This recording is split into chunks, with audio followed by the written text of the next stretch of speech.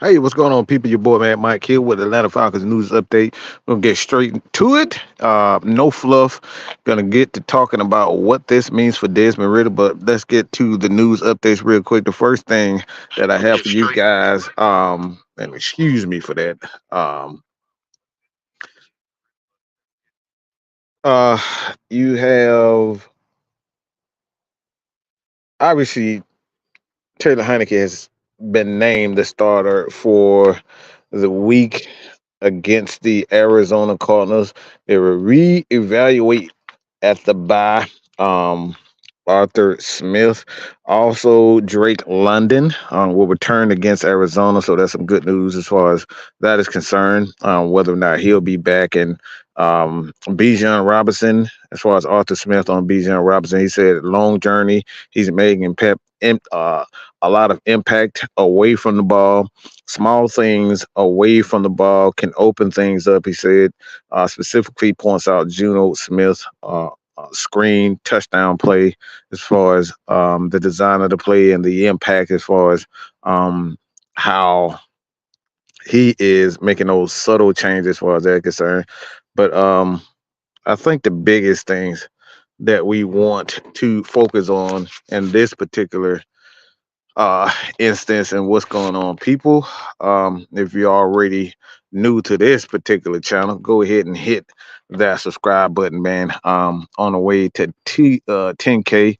So if you haven't already, if you want more news updates, if you want more answers, me to answer questions across the league, even in college football, just go ahead and drop that. But the question is whether or not what did this mean for Desmond Ridder. I think we want to kind of get into that.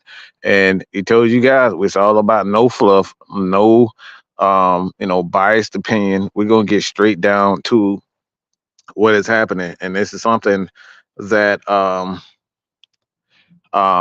it just comes down to this, man. Like I said, I think the Falcons have done the right thing. I really believe the Falcons have done the right thing because one of the things that you don't want to do is continue to make mistakes as far as just ego trips. I think the ego trip with the Atlanta Falcons are pretty much done in my opinion. I, I I say this and I say this with all honesty. I don't think you can go back to Desmond Ridder. I don't think you can go back to Desmond Ridder. You decided to bench him. And once you decide to bench a young quarterback, you're obviously telling me on some level either two things. Either he's not ready, he's not your guy, he's not good enough, or the organization feel as though that he's not that guy and they want to move on from him. I don't think there's no middle ground when it comes down to that. Either the organization feels like Desmond Ridder isn't the guy, or the head coach in the organization feels that he isn't ready.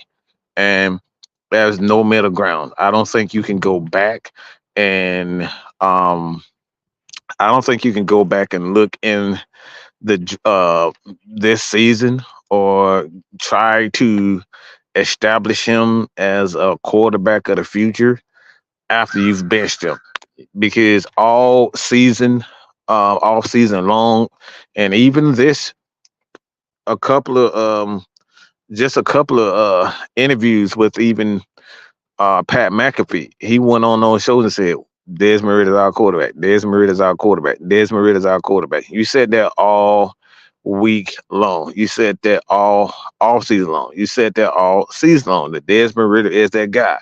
And to turn around to say he isn't, to bench him, to bench him, you obviously saying you don't believe him. We can sit up here and try to make as many excuses as we possibly can. Arthur Smith is saying you don't believe in Desmond Ridder to be the quarterback for this Atlanta Falcon team. There's no reason why you would drop a quarterback and say, all right, let's see what this other guy can do. Taylor Heinicke is going to be Taylor Heinicke. All right. Taylor Heinicke will be exactly what we saw this past game. He has never been a great quarterback. He's been an okay quarterback. He's been above average quarterback. And this is just the way it is. Like I said, whether it's my take or my personal feelings, none of that matters. In my opinion, I think the Atlanta Falcons team, I think the Atlanta Falcons organization, the Atlanta Falcons coaches do not believe in Desmond Ridder. I just don't believe it. I don't believe they believe in Desmond Ridder because there's no reason after watching what I saw from Taylor Heinicke to say he was, much different or much better than Desmond Ridder. We saw exactly the same, almost through several picks, almost through some bad throws, and then you turn around on top of that, you say that the Falcons defense they end up giving up a few big plays, and and I'm just gonna be honest, they were absolutely atrocious when it came down to tackling. But offensively, man, same mistakes. They same critical mistakes and critical situations and critical moments. They failed. They had several opportunities. I think you look at um, the the the Falcons special teams. If I'm not mistaken, Young Wei Koo had like what 4 field goals, 5 field goals, and I think they had 4 field goals. If I'm not mistaken. So it's this is just the way it is. He's not the Atlanta Falcons guy. I don't know what else to say for fans, whether it's for or pro Desmond Ridder. I just don't think anymore that they believe in Desmond Ridder. Now, can he develop in the background? Yeah, I believe he can develop. But to say that he is the Atlanta Falcons quarterback now, I just don't believe it. I really don't believe it anymore. I don't believe that the Falcons believe in Desmond Ridder. I think they believe he's a good guy. I believe the Falcons are looking for, in my opinion, and this is my honest opinion, a guy that is a little bit more exciting. I think the Falcons are looking at a guy who's a little bit more marketable. Whatever that means is what it means. But I don't think that they're looking at a guy that is as bland as far as his game is concerned. I think the Falcons are looking for a quarterback that's not only going to be um, a good thrower of the ball, but the fans are going to be proud to have him on the team. The media is going to be proud to have him on the team. And I think they're just not looking for a quarterback in this system that's going to be able to just going to stay in the pocket, make the right make the right reads. I just think the Falcons are looking for something a little bit more marketable, and that's going to be a little bit more fan appeasing. Because you can't tell me looking at what we saw and what we've seen from Taylor Heinicke. If you guys also can look in the if you have any questions or whatnot, um, I just don't see much difference from Taylor Heinicke and Desmond Ridder. All right. And like I said, this is me being 100% honest. I don't think the Falcons believe in Desmond Ridder. I think that is dead. And now there's a chance that I could be wrong about this, and chances are I am wrong about this. But I can honestly say about 70% um, honesty, I don't think the Falcons believe in Desmond Ridder anymore. And I think this is a up. I think this right now is a higher up move. I think this comes from Arthur Blank. I think this comes from Rich McKay. I think it comes from somebody that who is has a lot of power, and particularly it could be Terry Fontenot. I don't know, but I can say right now what I've seen so far in the last few weeks. I don't think the Atlanta Falcons believe in Desmond Ridder anymore. I really think it's done. So Big Ant, Maurice Martin, what's going on? Trauma Locks, Charles Sams, um, just admitted you were wrong about Arthur Smith and he needs to be fired. Absolutely not. I don't believe that. I don't believe firing guys all willy nilly because the Falcons are 4-5. I still don't believe you fire guys just for no reason. Arthur Smith has proven that he's a pretty good play caller, a pretty good coach, but the fact of the matter is the Falcons don't have a consistent quarterback.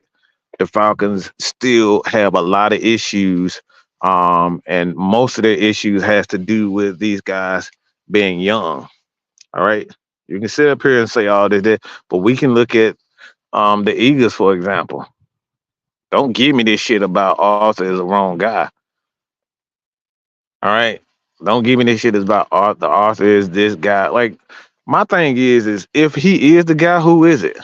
Everybody want to say just get rid of who are you guys are gonna bring in? Hey, that's the thing. Stop trying to fire guys when you don't have a logical replacement. I don't like making illogical moves just because things are going wrong right now. Give me a logical coach. Who's out there? If the Falcons were to cut Arthur Smith today, who are you going to hire as a logical and a guy who's been there? Because if you fire Arthur Smith, chances are you firing him because there's a better candidate, and that's a guy that's actually been there that has success. Who are you going to bring in? And don't give me this drunk Eric Bieniemy because he's a proven drunk. He's a proven failure. Okay, he's not. He has never been a head coach. All right, he's been an offensive coordinator wherever he's been. All right, and he did not have the power even in Kansas City. All right, so don't give me Eric Bieniemy because he's not a proven commodity at all. So, like I said, give me a logical uh, candidate that's going to come in here that has success and has shown you success. Everybody want to say they just get rid of them. Let's say if the Falcons let's say tomorrow the Falcons fire Arthur Smith. Who are you bringing in to be the Atlanta Falcons head coach?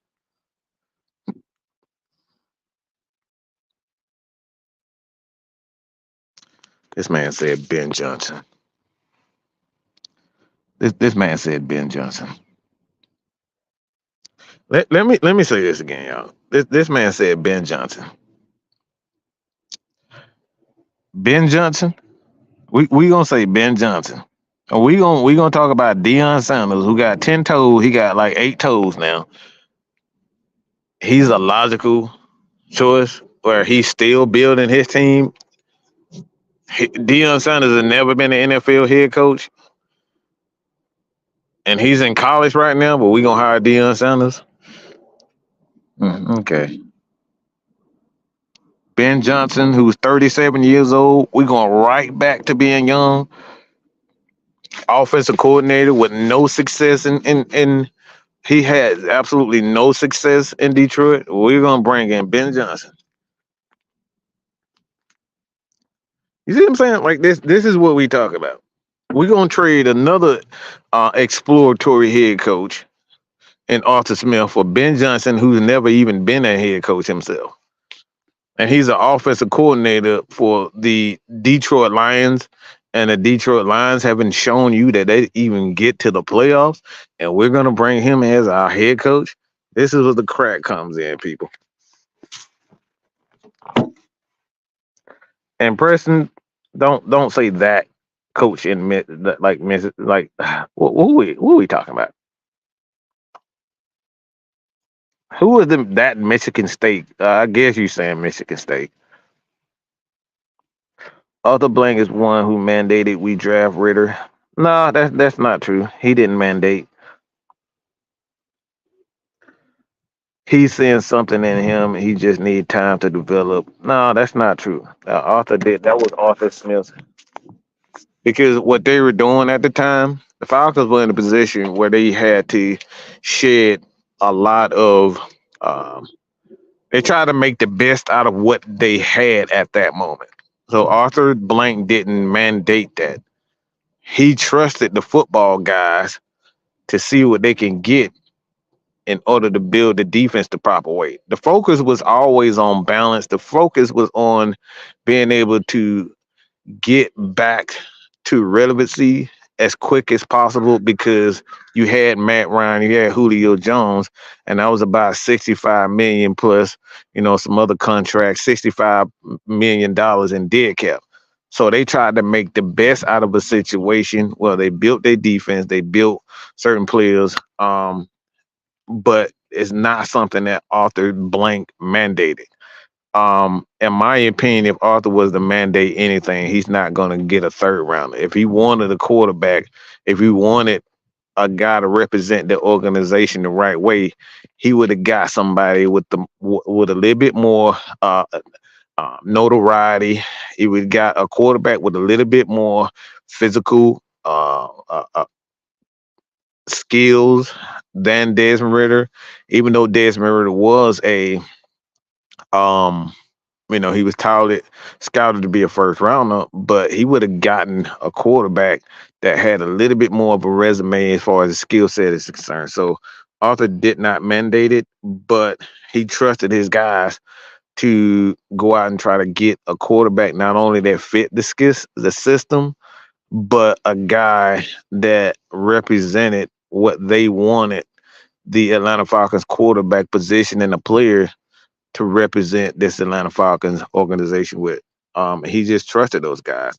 But at the end of the day, man, sometimes you just gotta let the football guys do football things, and sometimes football guys get it wrong.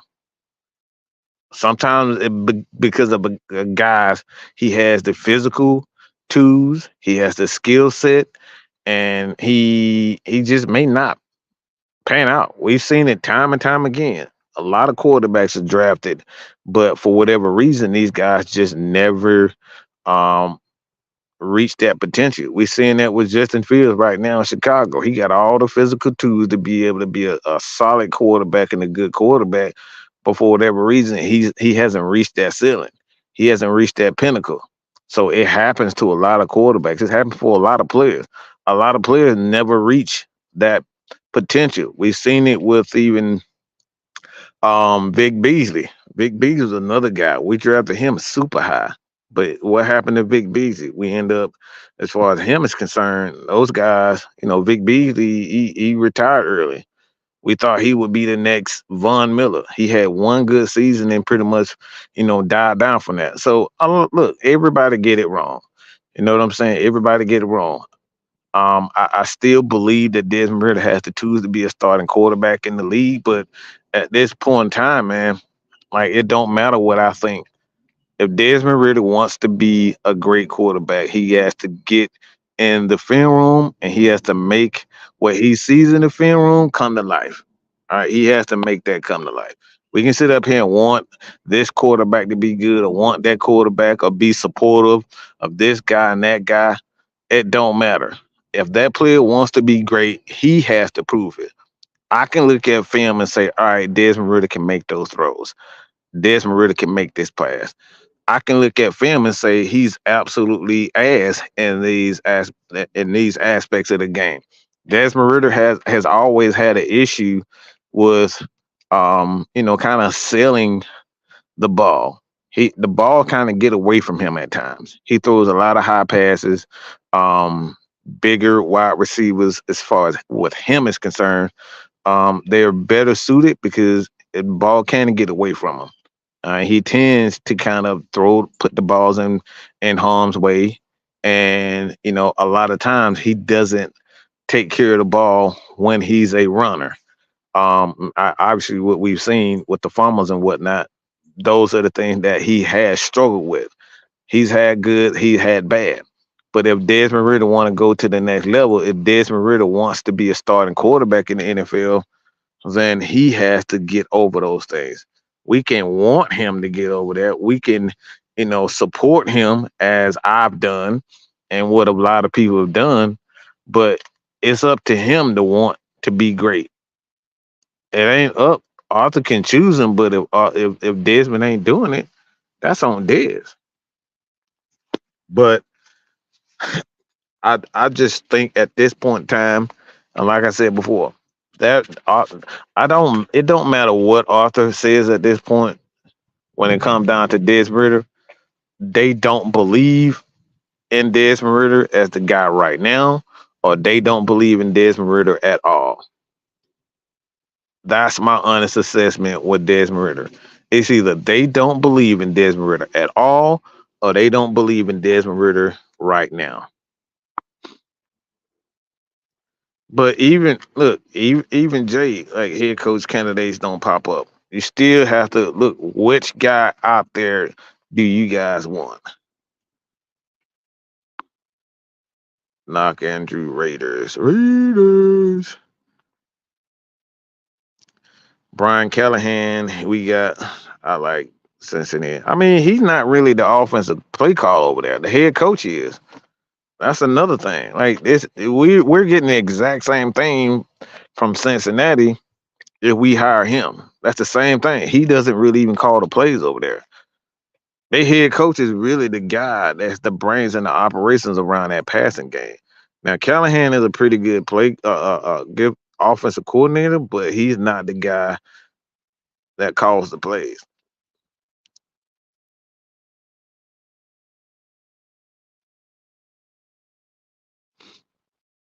No, Ben Johnson has improved himself. He's third. Look, he he's 37. He hasn't had any experience. We're going right back to the same thing.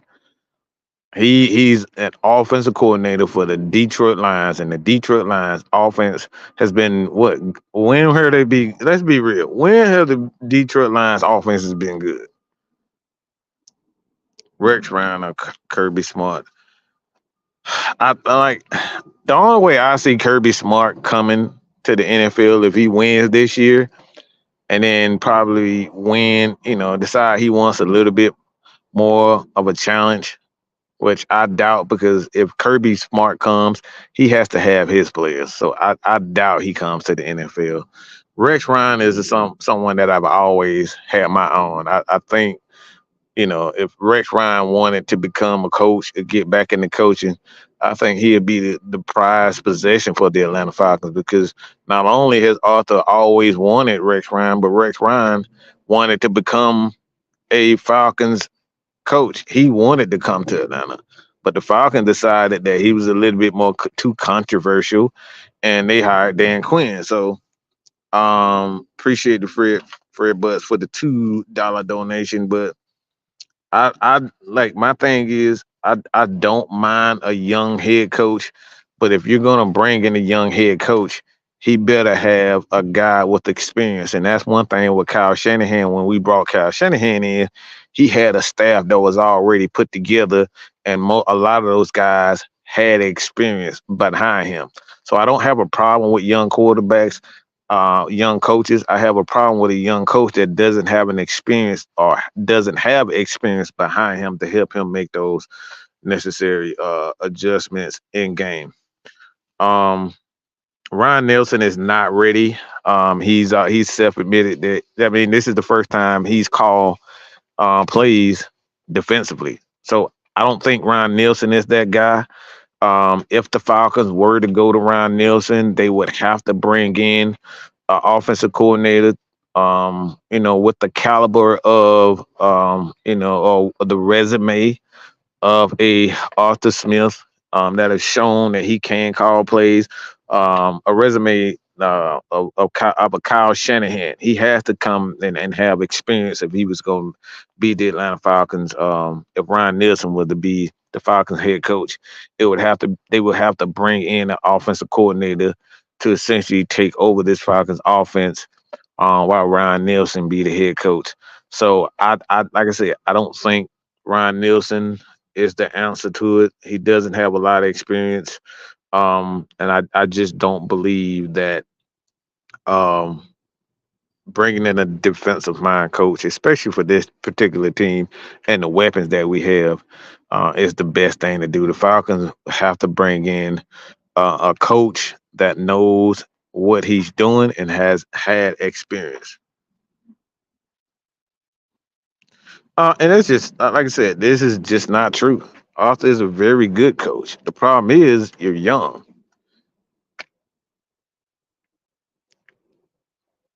I mean, if you just look, we just look, y'all gotta do your research. This is why we say do your research. No coaches just can't look. It's very seldom that a coach come in the league and he just, hit it running like right off the bat. Everybody look at the Rams and say, "Oh, the Rams did it." No, the Rams had a bunch of veterans, and including Wade Phillips and all those guys over there before he even got there. They had a bunch of veteran coaches on that staff. So Sean McVay didn't have to really coach at all. All he did was trust his veteran assistant coaches and DCs and offensive coordinators in order to get there. Like everybody say that Arthur's not. He's a very good play caller. The thing is, it don't matter if you don't have one, the experienced players with the youth and experienced players with the defense and the youth. You got to have a nice balance of everything. All right. He's a very good coach. The problem is you got to find the right mixture. So until you find the right mixture of players and coaches and just the vision, the Falcons have just lost their identity. The Falcons have no idea what they want to be. One day they want to pass the ball. Next game they want to run the ball. Like you got to find the identity and stick to that identity. And that's another thing with the Falcons they just haven't done. They have not found an identity. They want to pass the ball 50 times one game, and then the next game they want to run the ball 50 times. Pick an identity. What's wrong with Lindstrom all of a sudden? Nothing. Look, a lot of it come down to just like, look, you have, rough plays here and there, and I expect that the offensive guards and offensive linemen, it happens. You have games and you have stretches where you're going to struggle. That's just what it is. Chris Lindstrom, like, just because he's one of the better offensive guards in the league doesn't mean he's not going to go through that struggle. No player is going to be perfect. LeBron went through his struggles. Jordan went through his struggles.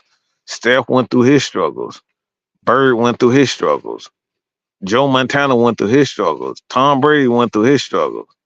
Like so many quarterbacks have went through their struggles. But the problem is about getting better. They will be fine.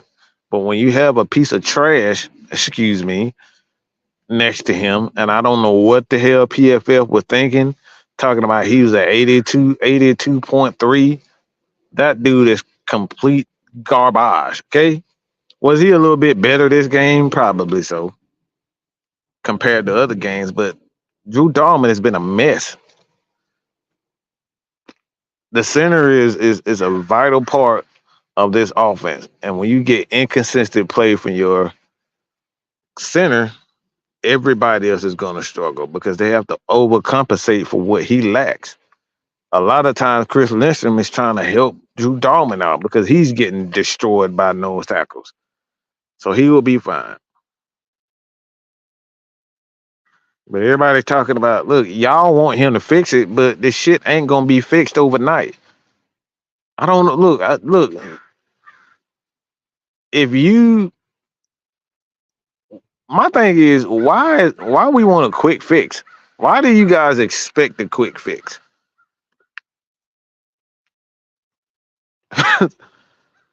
That's what I want to know. There's very few. There are very few instances where there's been a quick fix and they actually work. I get rid of everybody, fire all the staff, trade all the players, bring in new players, and then the next year we back into a Super Bowl.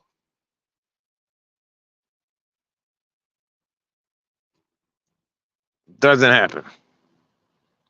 A lot of success stories from a lot of players, from a lot of teams, a lot of their players were already there. They've been there 3-4 years.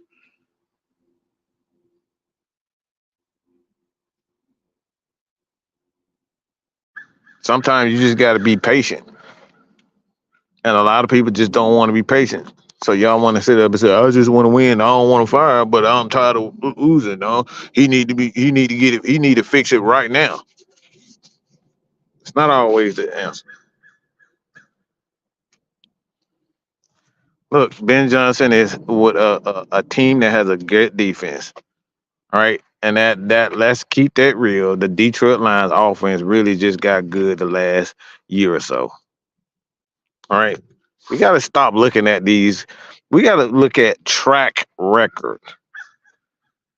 track records of coaches and teams. We see teams winning now, and then we want to start. We want to start looking at. We want to look at their players and look at their coach and say, "See, they're good coaches." No, everything's just starting to come together because the Detroit Lions finally they stuck to something. They stuck to a plan, and for the last 5 years, they've been working on that defensive line and that offensive line. And then we wondering why is it working for Detroit? Because they stuck to a plan. Yeah, they stuck to a damn plan. This is what our foundation is going to be: defensive line and offensive line.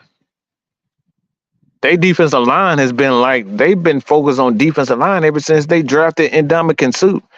And we looking at the Atlanta Falcons saying, all right, why don't we like the Detroit Lions? Why don't we hire their coaches? Or if you just stick to something and you stick to a particular,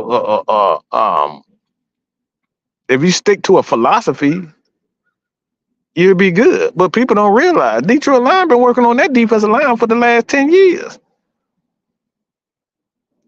This didn't just this just didn't happen. The success for the Detroit Lions offense and defense didn't just happen overnight. We're looking at the finished product of the Detroit Lions, and this is why we look at their coaches and looking at their players and say, all right, yeah, we want to be like them. Well, they stuck to a philosophy. They knew that they had to get a better offensive line, and they worked on getting it. They knew they wanted to run the ball and be physical, so they went out and got players for that philosophy. They knew that they wanted to play hard nosed defense, and they drafted guys like they drafted defensive linemen. So a lot of times it's that you just stick to a philosophy. A lot of the times, like we want to just get rid of everybody and start all over.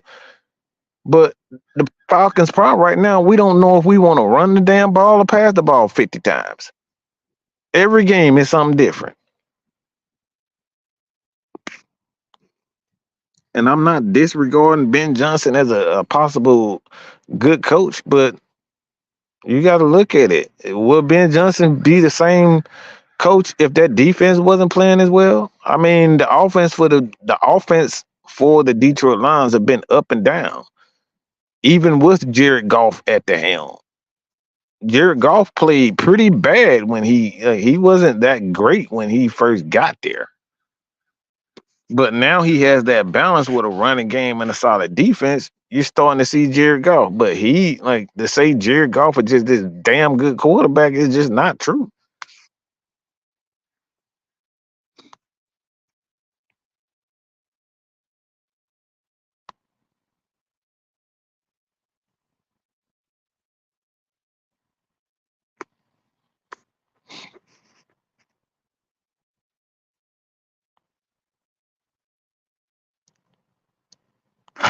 Matt Ryan as the quarterback coach. I mean, we'll probably see with Matt Shaw, but I don't know about Matt Ryan. I bring Raheem Morris back. Oh fuck no. Hell no. I'm good on that crack, baby. Nah, I'm good on Raheem. I was turned off by him when he tried to blame. He took credit for Bob Sutton's game plan. Bob Sutton and he got outed out by I believe it was Dion. It might have been Dion, but it was one of those Falcons players that outed. Um, it kind of snitched on Raheem Morris because Bob Sutton put the game. It was one of them linebackers. It may have been Dion Jones, but Raheem Morris took credit for the game plan Bob Sutton put in against the Kansas City Chiefs. It may have been Keanu Neal. But one of those guys took they outed him. I think it was Keanu Neal thinking about it. But it was either Keanu Neal or Deion Jones.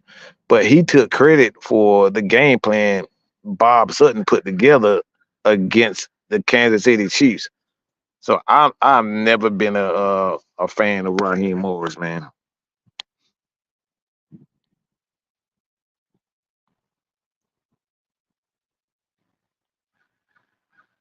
How does Bijan, London, Pitts only have 6 total touchdowns? I mean, let's go to them. Like you gotta earn that trust. Like the thing is today, man, motherfuckers don't want players to earn the trust. I don't give a shit, and I promise you, Bill Belichick don't give a damn about you being a first round pick. This man benched his first round pick, Mac Jones, like 3, 4 times already. But we up here wondering why because Bijan Robinson is a eighth overall pick that he doesn't have to earn his opportunities. We want to bench Desmond Ridder because he making mistakes, but when Bijan make these critical mistakes in a critical situation, even this past game, that was a critical fumble. After that, the Falcons could have won up 2 to 3 scores on that play. They was rolling and Bijan Robinson fumbles. This is the second time that the Falcons have been rolling and Bijan fumbles in critical situations, crucial situations. But we don't hold that same opinion and thoughts when it comes down to Bijan Robinson and Kyle Pitts. I've seen Kyle Pitts loafing on several plays. He don't give a damn. And this is a hot take for me. I put it on Twitter, but the hot take, if you guys saw it on Twitter, what I was referring to is I don't care if the Falcons trade Kyle Pitts. Why? Because I'm not seeing him. He don't give a damn. If you look at the film on Kyle Pitts, he is quit on several plays.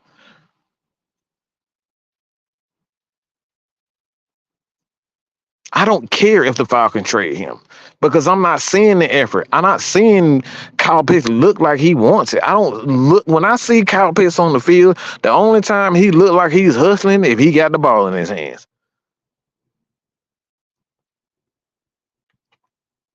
So that's my hot take, people. I hate to say it, and I love the fact that Kyle Pitts is the Falcons. I think he's going to be a terrific player, but we can't keep looking at the coaches and saying, "All right, if we just give Pitts the ball, he'll be good." No, he gets the ball. I mean, before he even gets the, if Kyle Pitts doesn't know he's getting the ball, Kyle Pitts not going 100%. Kyle Pitts not even trying, and that's just the honest truth. Kyle Pitts is a lazy route runner. Coaching now, Coach Unchained. We sat down and we watch it. We've been watching film on him. I had a conversation about this with Terrence Mathis. Terrence Mathis tried to give him hey man, you need to work on this. Terrence Mathis is giving him advice. Kyle Pitts don't give a damn. Terrence Mathis saying you need to work on routes. Kyle Pitts ain't working on his routes because if he working on, you will see it on the field. A lot of times he jogging, he barely coming out of his break. How many times we don't sit up here and say, well, it's because of the injury? Well, he playing a lot better, but he's still lazy in his routes. So, like I said, that's my hot take. I don't care if the Falcons trade him because I'm not seeing the effort. I don't see that energy. I don't see that passion with Kyle Pitts. He has phenomenal athletic ability, but I don't see the passion with him. I don't see that he wants it. I don't see the fire in his eyes. I don't see him when he catches the ball. He's like screaming and yelling. I don't see any of that from Kyle Pitts. I see it from Drake when Drake catches a big play. I see more fire in Drake than I see Kyle Pitts. This is just the truth of the matter.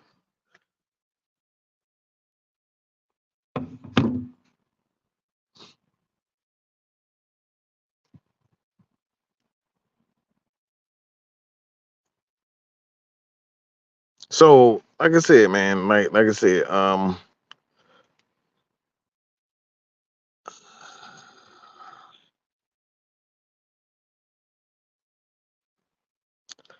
Do you think he didn't have enough better competition in college? He has lost to Alabama. No, I don't think that's it.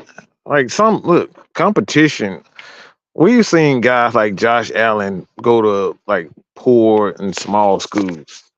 Shannon Sharp went to small school. Jerry Rice to a small school. Walter Payton went to a small school. They didn't play all the best talent, but these guys played with passion. They loved the game. They wanted to become better. I don't see the fire. I don't see the fire in Kyle Pitts. I don't see the fire in him all the time. So the level of competition, you should never, give a shit about, the competition that you have. Whoever the hell is in front of you, you want to bust his ass. If you're a running back, you don't care if a guy that from university out. Like if you're a run, do you think Derrick Henry give a shit about whether a guy went to the University of Georgia or University of Alabama when he running that rock? Hell no. Derrick Henry don't give a damn about what school you went to. He gonna bust your ass if you went to goddamn East Lake Meadows High or goddamn played with OJ Simpson and Jim Brown. He don't give no damn about that. He gonna try to run through your fucking face. So the level of competition don't mean nothing to real ball players. That shit don't matter. Look, I can play a 3-year old, and I post up my little 3-year old, 4-year old nephew. I bust his ass. Why? Because it's about the competition. You know what I'm saying? Competition is an excuse for a bunch of damn coaches. A player is a player, and you know it when you see that player. Kentavious Street, nobody knew who he was, but you saw him playing come right in the first game with the Atlanta Falcons. That man made an impact almost immediately. So you think they give a damn about what a guy drafted at and the competition that he played in college? That shit don't matter. Real ball players give a damn about they only care about busting the next man behind. That's what matters. Just because it's Move On Monday, thanks for the great content. Thank you, Christy. I appreciate you. Appreciate that. And that's like I said, that's where a lot of and like I said, I understand everybody frustration, everybody. I think we focus way too much on draft picks and numbers, and he's the number one overall pick. I could anybody who knows anything and been following AFN for we do not care about where a guy's drafted. We've had so many top draft picks in the first round that have been bust. Do we got to go through it again? Andre Bruce, Tack McKinley, Calvin Ridley has been a failure for us to a certain extent. We have so many failures. Jamal Anderson, the defensive end. We've had so many failures with the first overall pick. Sam Baker, to a certain extent, was a failure because he had a lot of injuries. A second round pick in the center that comes Peter Kunz. He's a guy that's been a failure. So where you drafted has no bearings on where your career is headed. Grady Jarrett was a fifth round pick. He had a second round grade on him, but he was a fifth round pick. And he ended up becoming one of the best defensive players that we've ever had in the Atlanta Falcons history. Jesse Tuggle. Look at the history on Jesse Tuggle. A lot of y'all don't even know which round he was drafted in. Look, players are players. And when you see that player, you know if that guy got heart. You know if that guy is getting he got passion. These are the things that you look for in players. I don't give no shits about what a guy where he was drafted. Mike Vick was drafted number one overall, but he didn't have the passion and love for the game. Yeah, he had overall skill and it did him, good to a certain extent, to a certain level, I would say. But Vic didn't have the passion and the love that a Jerry Rice or Deion Sanders had. He didn't have the passion and the love of the game like a Deion Sanders had.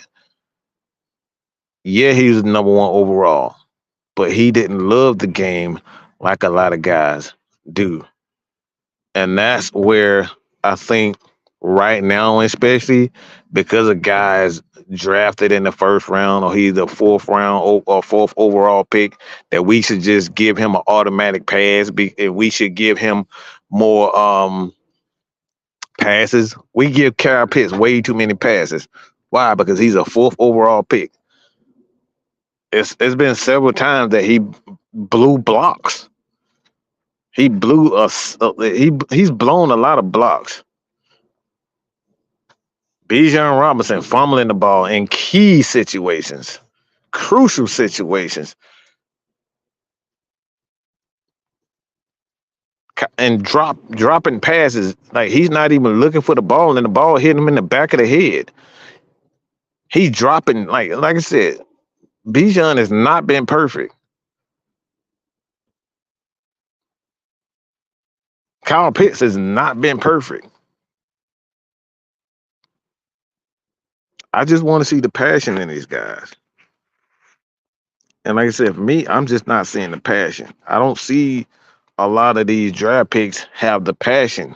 It's like they get $30 million and they don't even care about football anymore. I already got paid.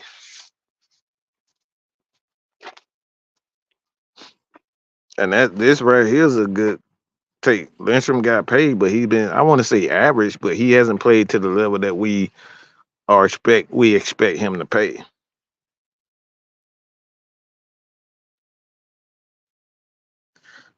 Safe to say that Falcons haven't had a first round meet expectations since Jake Matthews. I mean, let's keep it real. Outside of like Julio Jones met the expectations, but Jake Matthews and like Julio like the only ones. They the only ones that met the expectation. You know what I'm saying? And like I said, I mean, look, that's again, that's not look. His head ain't even turned around. We got to look. This is what I mean, trauma locks. Just because everybody coochie burns for Bijan Robinson, don't mean we got to give him an excuse. Y'all always say, "Oh, Mike, man, you giving Arthur Smith a pass. You giving Desmond Ridder a pass." Well, when we gonna have that same? Nobody talks about you. I had a guy on Twitter.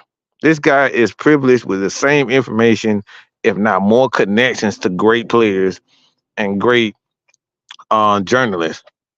But he want to put more emphasis on Desmond Ridder than um, Bijan Robinson. You know better. A running back should never have when a running back having fumble issues. That's the quickest way out of the league. That's the quickest way to get cut out of the NFL as a running back. As far as a running back, one of the fastest and quickest ways to get your ass cut out and ran out of the league is having fumbling issues. So look when a quarterback throwing interceptions, not so much. I know a lot of people think it is, but interceptions for a quarterback is not a way, not the sole way that you evaluate him as far as whether or not he is that guy or not. Because we've seen quarterbacks have seasons where they're throwing 17 and 20 interceptions.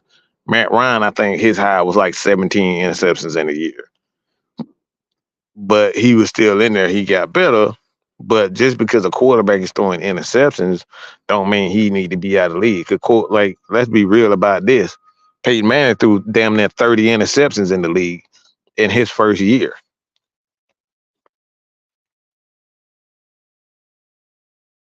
You know what I'm saying? Fourier, John Kaminsky, all those guys are late round picks. So just because you're a first round pick doesn't necessarily mean you exempt. And that's what a lot of people do because we like certain guys. We should give them a pass. Just because a guy is drafted as the fourth overall, we shouldn't bash him. Because Kyle Pitts is a fucking, when I tell you he's horrible route running, he's fucking terrible. Kyle Pitts is a lazy ass bum when it comes down to running routes. He's a fucking lazy bum. it gets to the point where he's not even fucking trying. He'll jog for half a second and then just stop because he know he ain't getting the ball.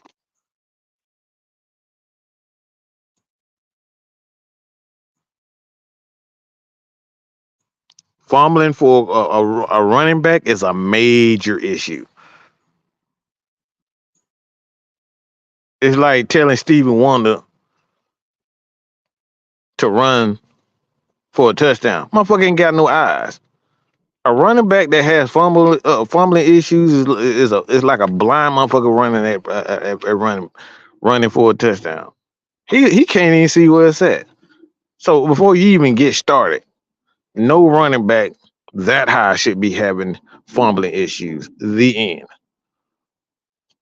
That's why Tevin Coleman got his ass out. That's why if you look at in the Super Bowl, one of the reasons why Devontae Freeman um will end up getting benched a couple of times is because he was making fundamental mistakes as a running back.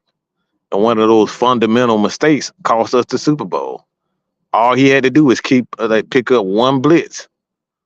These fundamental issues with our players are what makes great players great, because you don't have to worry about a Julio Jones not knowing how to block. That's one thing about Julio Jones' game. He will knock you the fuck out being a blocker. Julio would knock. I've seen Julio knock over and run through safeties and linebackers. You don't have to worry about Julio Jones not knowing how to block. You don't have to worry about Julio Jones fumbling the ball. You don't have to worry about Matt Ryan not knowing when to throw the ball out of bounds. You don't have to worry about Tony Gonzalez not knowing when to get down. You didn't have to worry about Michael Turner fumbling the ball. You didn't have to worry about Jamal Anderson fumbling the ball. You didn't have to worry about all of these things. When we talk about great players, just because guys are drafted high doesn't necessarily mean these guys are destined for greatness. And this is what the media wants you to pretend. Like, because a guy is drafted overall, he's drafted overall, we shouldn't be playing him. Well, he need to be fumbling. He don't need to be fumbling like that. You need to get your goofy ass in the damn training room, cow piss, if your knee hurts, and get that work. You need to go see, Mr. Miyagi or some goddamn. If your knee hurts, you need to be seeing motherfucking Mr. Miyagi. Tell him to rub your goddamn knees or something. I don't want to hear all this crap. Warwick Dunn is another one.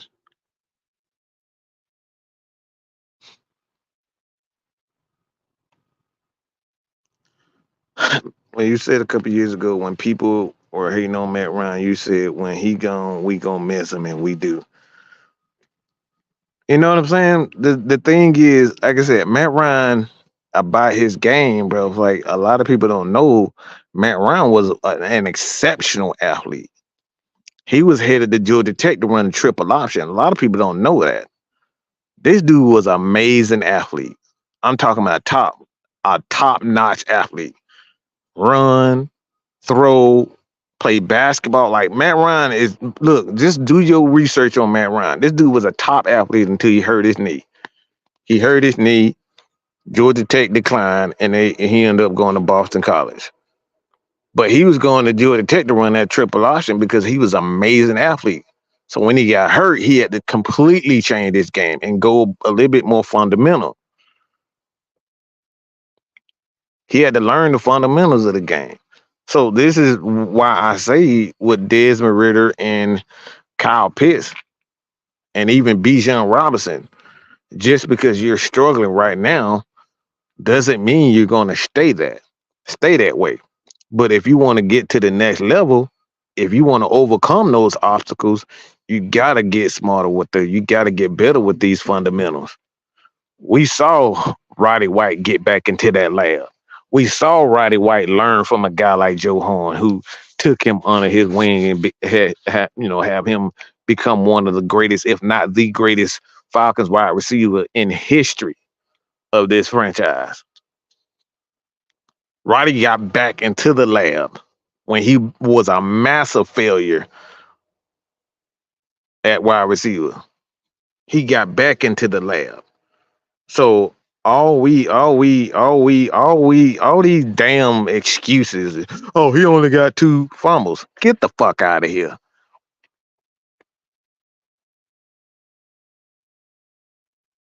Oh, he only look, running back shouldn't even fumble. Why? Because you work on that every day in practice.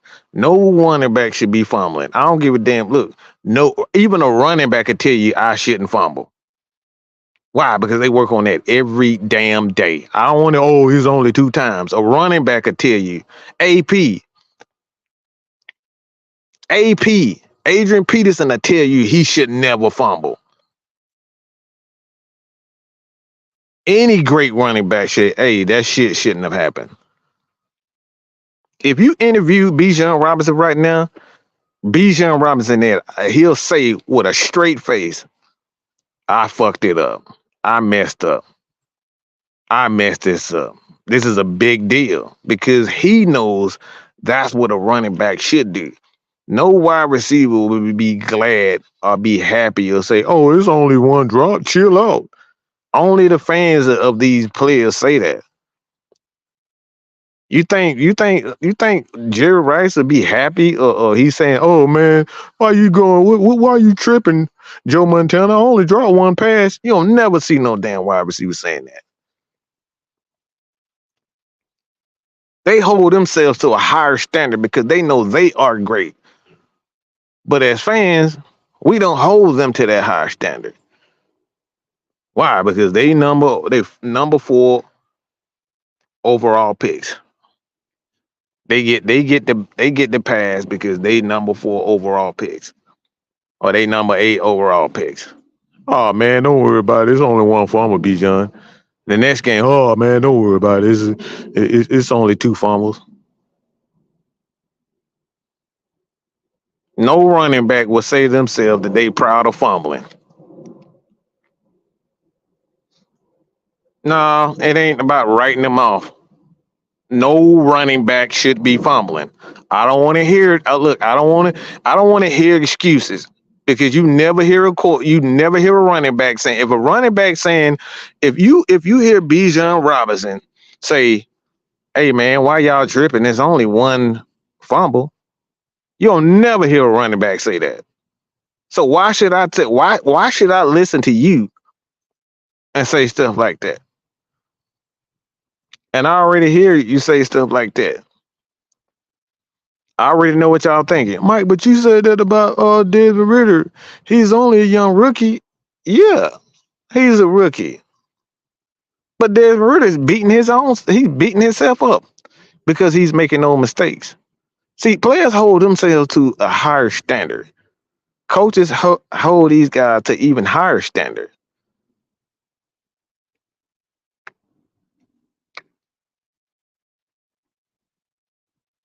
And like I said, players hold themselves to a higher standard. So when it comes down to it, turnovers are never okay on any level. For me as a fan or just a player, turnovers are never or mistakes are never okay. I don't give a damn if it's 1. I don't give a damn if it's 2. You practice that much, you're practicing not to make mistakes. So we shouldn't say, oh, just because Desmond Ridder is a rookie, we should just be okay with it being. No, we shouldn't be okay with it, and none of us are okay with it. But what we don't want to do is just all right, make it okay for one guy, and then it's not okay for another guy. That's the problem that we have. We want to beat down Desmond Ridder for having 9 turnovers, but you got Lamar Jackson and Patrick Mahomes. Those guys have the exact same numbers of turnovers. You see what the problem is? The problem isn't the fact that these guys are making turnovers. It's we're trying to destroy everything about them because they're making these mistakes.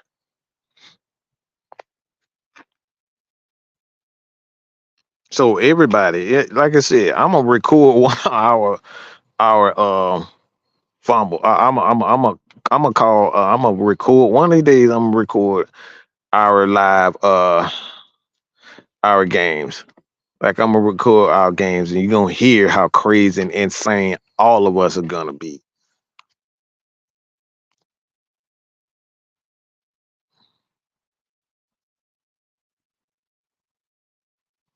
Yeah, Clay, that's exactly it. It's one thing for the fan to say it, but it's something different when the players say it themselves. It coming out. Desmond Ridder said himself. The reason why he's getting benched is because he's fumbling the ball and he's throwing interceptions. He can't do that. So he's more disappointed in himself than he is of getting benched. He did this to himself. That's what went in to having him bench. He made these mistakes. This is why Tyler Algier is getting more opportunities than Bijan Robinson right now because Tyler Algier ain't out here fumbling. And we up here wondering why Bijan not getting more snaps and getting more reps. Well, he need to hold on to he need to make the most of his opportunities. You can't be fumbling. Oh, we're gonna keep giving that damn thing to CP and Tyler Algier. He's doing he's doing it. It's not Arthur. Bijan is his own worst enemy. Tyler Algier not fumbling.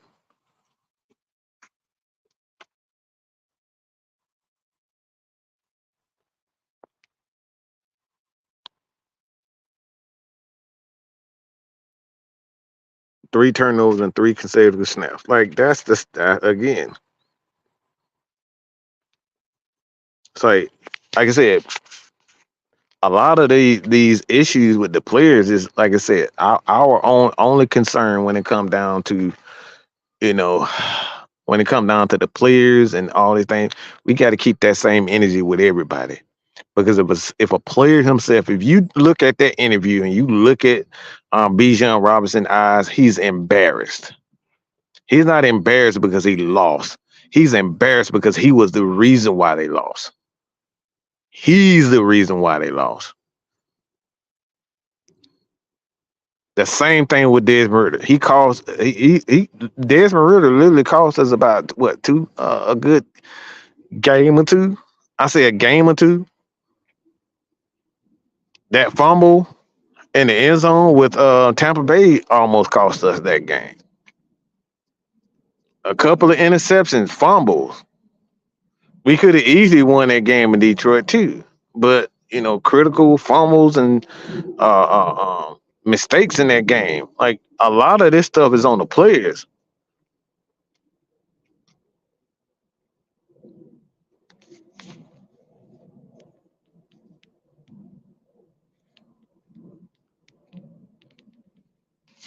And the thing is too, if you just look at the numbers, this is why I say that Arthur Smith, his scheme and his play calling isn't an issue. If you go back and look at that play, and you can, like I said, you go look at that run with John Smith. That was a well designed play. He had the hole was right there. He took the wrong. John Smith went outside when it was wide open inside.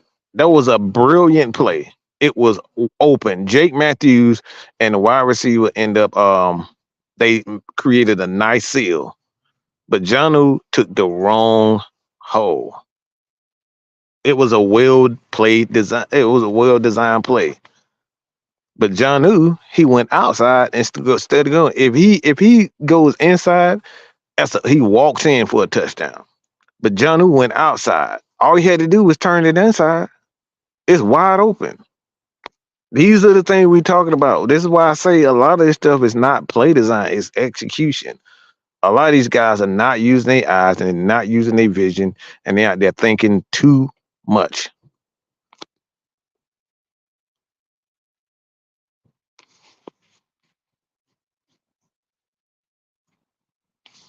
If John if he reads that correctly, that's a walk-in touchdown.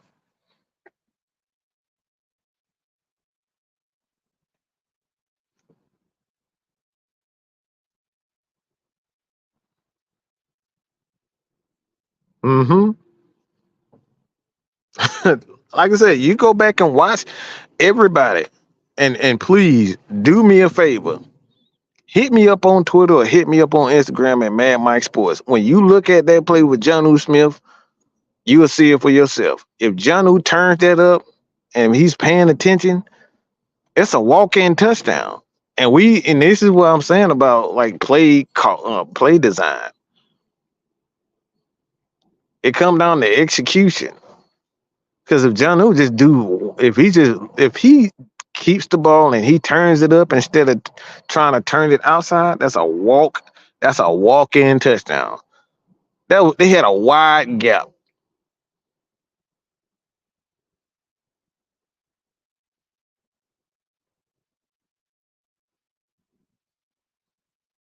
And I'm not gonna answer each other. Look, he's a damn tight end. Everybody got a block. Like, what the fuck are you talking about? See, this is shit I be talking about. You saying the dumbest shit ever. Why would you say why the fuck Kyle Pitts blocking? Because it's football. What the hell are we talking about? Everybody's supposed to block.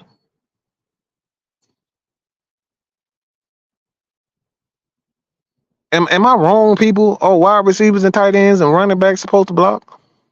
On offensive line, hell, even in situations, quarterbacks are supposed to block. So why is Kyle Pitts off limits because he's a tight end? Like this is where we get into this is why we've gotten to the age of just superstar watching. Everybody just oh, he's a special athlete. He don't need to block. Huh? Where we get that from? How many kids that we see in rec ball playing offense, defense, special teams, kicker? We see this in high school. But somehow is Kyle Pitts has passed all of this because he's a special athlete. He doesn't need to block.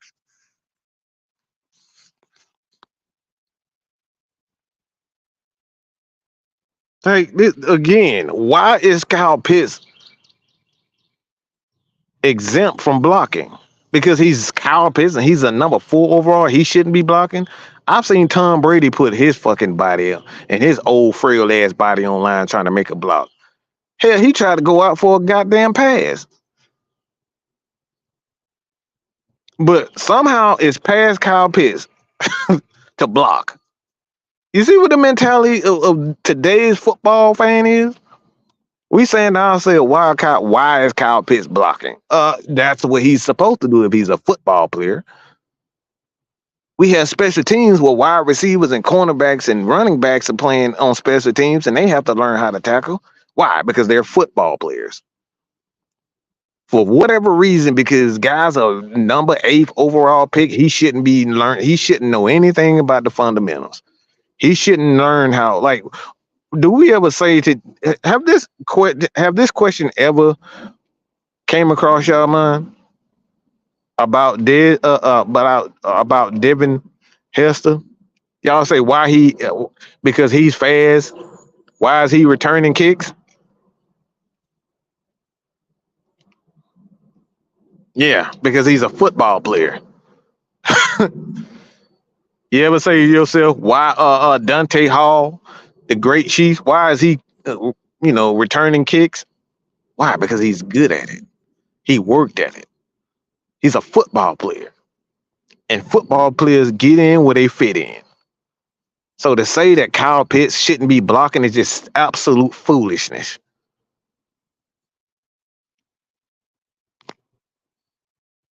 Like right here, John, this is what I'm talking about. We saw Marcus Mariota blocking. We saw Matt Ryan blocking and try to block. He fell on the but this is what football players do. Just because you're a special athlete don't mean you exempt. Deion Sanders played on every level, every phase of the game. Offense, defense, special teams. Deion did it. Bo Jackson did. All these guys did it. Dick Night Train Lane. Like we have so many players in the game of football play offense and defense, special teams. But today's fan believe that because you're Kyle Pitts and you're a number 4 overall, you shouldn't be blocking. Where do we get this mentality? Where did that mentality come from? This is y'all read this yourself, and I want everybody's honest opinion about this. Honest. Do you think Kyle Pitts should be blocking? That's dumb as fuck, Mike. Cut the bullshit. In no word, you should have Kyle Pitts blocking Daniil Hunter. Of course y'all should. Why not? He's an edge guy.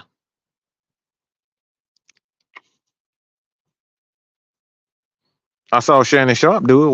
Why is it? I've seen Shannon Sharp block against go against Chuck Smith. Why is Kyle Pitts exempt? I've seen Tony Gonzalez block defensive linemen. Why is Kyle Pitts exempt?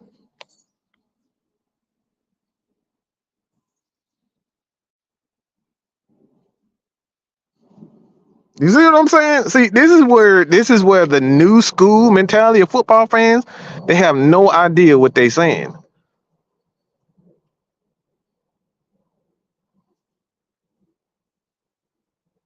This is exactly, you put it on display for you yourself.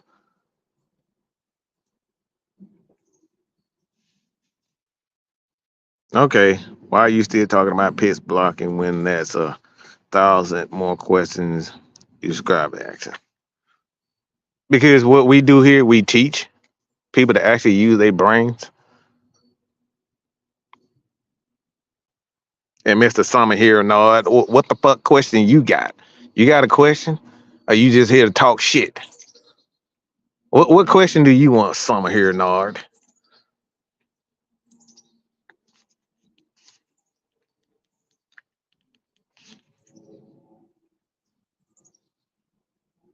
I wonder if Mike Dicker ever blocked.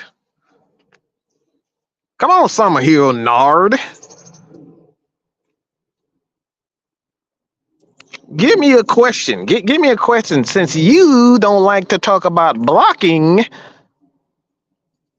you see where real football fans ask questions about the entire team. But you see the casual fans come in here and they get upset because you're talking about real football aspects. Some of you know about to have a fucking conniption because I'm talking about blocking, a very vital part of football. He's upset. So Summer here, Nard, come on, let's go. What's your question, sir? I'll stop teaching to answer your question, sir. What is your question, Summer Hill, Nard?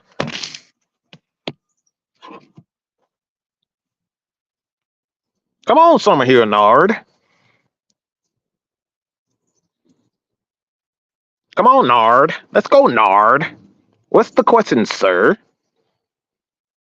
I want to give you all my undivided attention.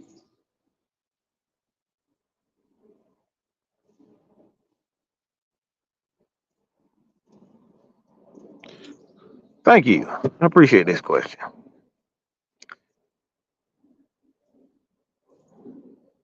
Come on, Nard. Put you at blocking? Hell no, because your head, look. Now, as a matter of fact, I wish they would put your ass at blocking because you probably got one of them blockheads. And all these dumbass comments. Hell yeah, put your goofy ass. Some of the damn best blockers is motherfuckers that are stupid as hell. My bad. My bad. I'm sorry. I ain't mean to say that. I slipped out. But some of the dumbest motherfuckers are the best blockers. They'll run their ass into a goddamn brick ass wall. You get the biggest, dumbest motherfucker. Yeah, they become the biggest. They the best blockers.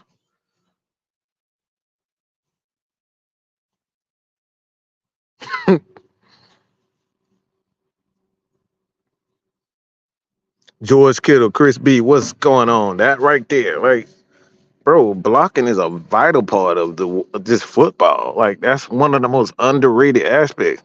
Like, just look, if we just get one block that Kyle Pitts missed, that Bijan got stopped for in the backfield. If we just get that block, that goes for a good 30 years. He quite possibly could have went to the house with it.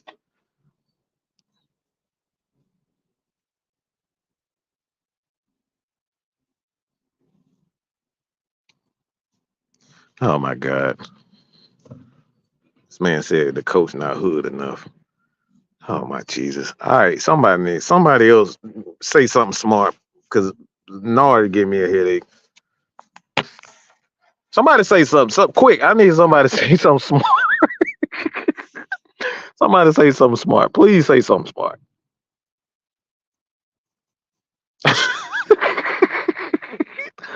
This Negro said the coach not hood enough. What the fuck does that mean?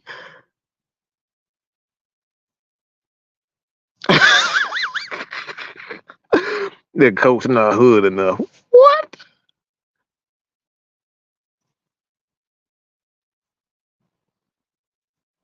That man said the coach not hood enough. Oh my God. The coach not hood enough. Oh Lord Jesus. Oh boy. John St. Clair, thank you, my brother. Oh, can you imagine telling your coach blocking ain't your thing? Clay, man, you get cut. Look, you better not utter those words to certain coaches. You're not blocking. What? I just want to cut out. Look, as a matter of fact, I know Don won't mind me saying this. His son actually, his son, uh, Junior, he wanted to be a wide receiver. All right, he was huffing and puffing because he wasn't chosen to be a wide receiver, and he had to tell him, it's like, bro, you ain't even that fast. You want to get out here and cut, catch passes and run routes, but you ain't even that fast. No, you have to do what you're good at. Like a lot of people out here just like, all right, yeah, you just want to be able to, I just want to go out here and run routes, or I just want to be a running back. You're not even good at being a running back, but you want to be a running back. That's the stuff. Like, just because we want Kyle Pitts to be a wide receiver doesn't mean he's good at being a wide receiver. That's why they made the switch to him from wide receiver at Florida to tight end. He's better as a tight end than he is a wide receiver because he's a lazy route runner. So you put him in a position where he's to use his body, use his size to take advantage of, a lot of these safeties and linebackers.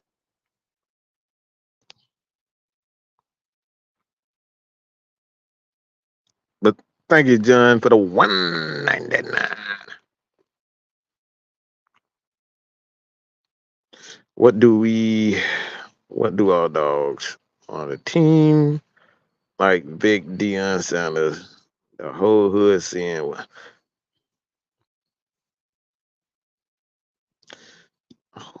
Oh Jesus Christ! All right, I think some of here know them saying, yeah, he talking about the whole hood. Bro, you need to put the Jeezy down, bro. I need you to speak English for a second. All right, just speak English for a second. Dude, you keep talking about the whole hood. No, we talking about football, okay? All right, I'm gonna just ignore him. I don't want to talk about Young Jeezy and I'm bottom of the map. Got a 50-round clip on the bottom of the strap. Hey, no, this ain't Jeezy, okay? This is the Atlanta Falcons. Boy, talking about the whole hood. Know what I'm talking about, man? I'm a hood, nigga. I'm a hood. I'm a hood. I'm straight from the hood, yo. I'm straight from the hood. The whole hood know what I'm talking about. I'm too hood to be out here blocking. I'm too hood to be out here eating Kool-Aid. I don't damn know, Ant. That man up here talking about putting the whole hood on. I thought we were talking about football. The whole hood know what I'm talking about. Yeah, hey. Ain't that a classic ATL, bro? Hey man, you know what I'm talking about. We from the hood, right? Yeah. Hey. We from the hood. I'm from Dion Son, the hood. Hey. I ain't got a block because I'm from the hood. Hey. The whole hood know what I'm talking about. Hey. I'm too hood. I'm too hood to be out here calling these slants. I'm too hood, man. We call Will Ross around here, boy. I'm too hood for y'all, cuz. I'm too hood for y'all out here, boy. Yeah, I'm too tough to be out here eating Fritos. We eat Doritos in the hood, cuz.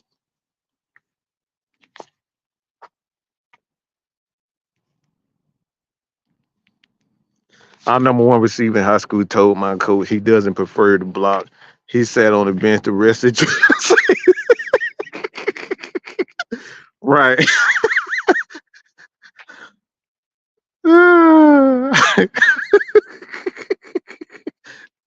He said, I'm gonna let the boy know the truth. Oh boy. Hey, y'all, but this you can't make this stuff up, y'all. Oh, nah, we don't need no hood juice from you. Nah, we good.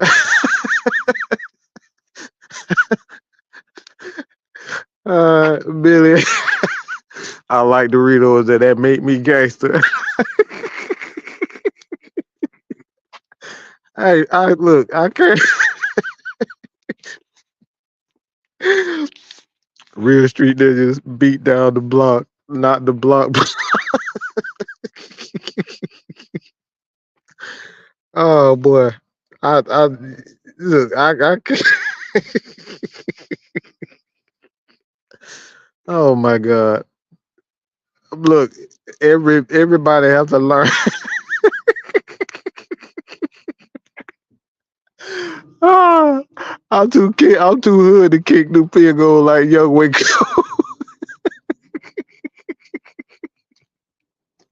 I'm too hood to spike the ball like Gronkowski. I'm too hood for that. Bro, what is going on, man? Oh shit. But you can't tell your coach, bro. You can't be telling your coach what you not gonna do. If you want to be a good player, bro, you gotta you gotta get out here.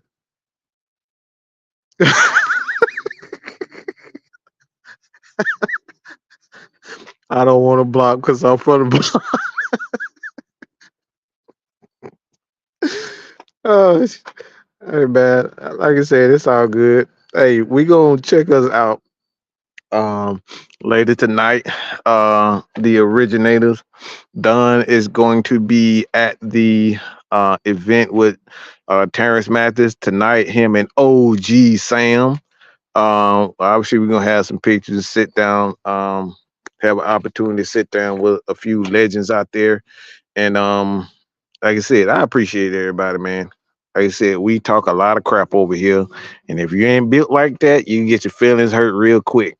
All right, you get your feelings hurt real quick at Atlanta Falcons Nation, Mad Mike Sports, the unholy alliance. All right, we'd rather pray for you than pray on you.